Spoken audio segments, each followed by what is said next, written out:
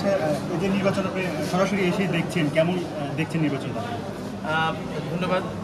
নির্বাচন সবসময় আনন্দ, আর এত বছর পর একটা নির্বাচন হচ্ছে, সবার মধ্যে উৎসাহ উদ্দীপনা দেখছি।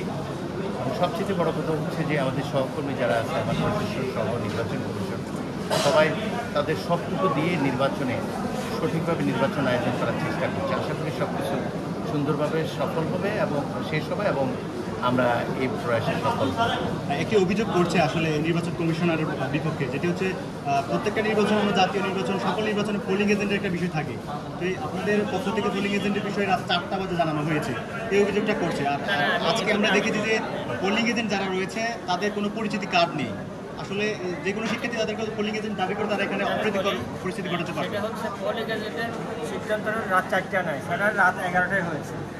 রাত 11টায় সবাইকে জানিয়ে দেওয়া হয়েছে, প্রত্যেক গ্রুপ থেকে তাদের নিজ নিজ পোলিং এজেন্টের নাম দিতে বলা হয়েছে, ঠিক আছে। এবং আমরা এটাও বলেছি, এটা তো আসলে নির্বাচন কমিশনের কাজ। আমরা বলেছি তাদের আইডেন্টিটির জন্য একটা যে কোনো একটা আইডেন্টিটি কার্ড দিতে বলেছি আমি, ঠিক আছে। এবং আমরা দেখে আসলাম প্রত্যেকটা হলে যথেষ্ট সংখ্যক তোমার আছে রয়েছে। আমরা যেটা দেখেছি, যেমন কামালউদ্দিন হলে আমি নিজে গিয়েছি, ওখানে দেখেছি পোলিং এজেন্ট যারা রয়েছে তাদের কোনো পরিচিতি কার্ড নেই, তারা সাধারণ মানুষের মধ্যে বসে আছে, ইউনিভার্সিটির কারণে।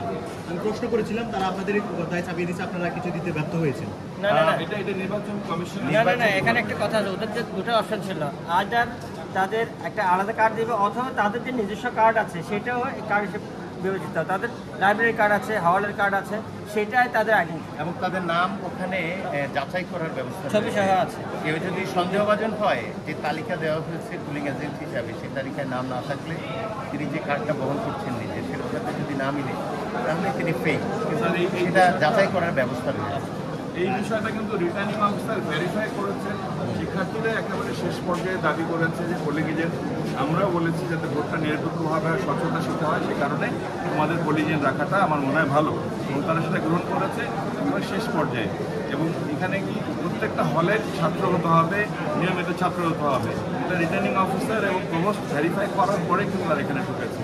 সমাবদ্ধতা হয়তো কিছু আছে, বাট কিন্তু শেষ পর্যন্ত এই বিষয়টা আসলে পোলিং এজেন্টের উপস্থিতি অনিবার্য এবং সেই প্রক্রিয়াটি তারা গ্রহণ করেছে এবং তারা এখন সবাই তাদের দায়িত্ব পালন করছে। সার্বিক বিষয়ে আজকে যে নির্বাচন চলছে কেমন দেখছেন? আসলে আমি খুবই আনন্দিত এবং আমরা সকলেই আনন্দিত। আমরা আশা করি আমাদের এই আনন্দটি নির্বাচন শেষ হওয়া পর্যন্ত অব্যাহত থাকবে এবং জাহাঙ্গীরনগর বিশ্ববিদ্যালয়ের শিক্ষার্থীদের মাধ্যমে চাকসু প্রতিনিধি নির্বাচিত করবে এবং সকলেই সুন্দরভাবে আনন্দের সাথে সেটা গ্রহণ করবে।